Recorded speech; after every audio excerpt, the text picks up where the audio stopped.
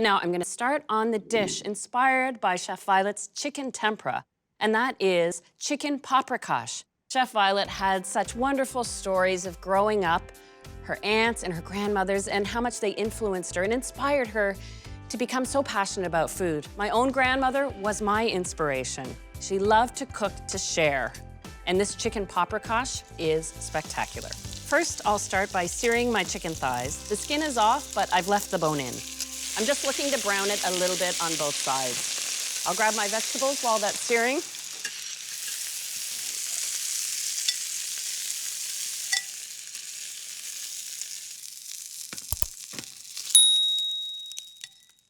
I'll add my vegetables, onions, and sweet bell pepper.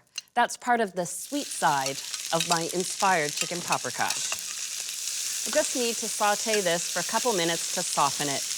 The moisture from the vegetables will pick up the caramelized bits from the bottom, building in flavor, and it's starting to smell so good already.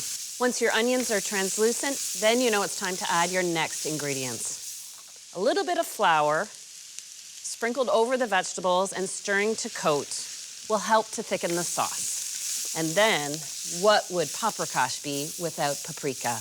Now, this is a sweet paprika, because I'm inspired by Chef Violet's chicken tempura and that sweetness. And you just give this a minute or two to fully coat the vegetables.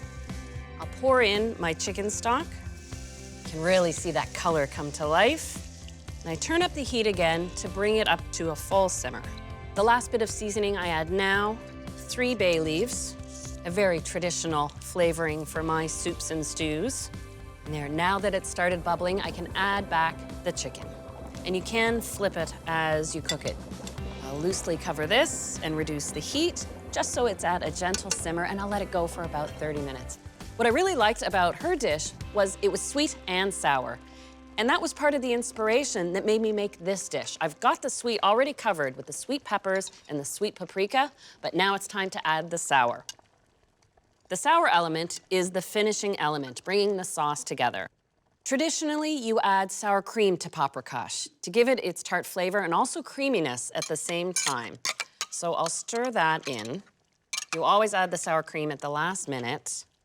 But my new addition, taking inspiration from that sour element in the chicken tempura, I'm adding the extra addition of fresh lemon juice.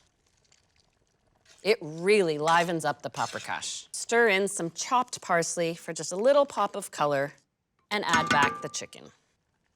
Traditionally, I would serve chicken paprikash over buttered egg noodles or boiled potatoes, but coming back from Singapore, steamed rice is absolutely perfect.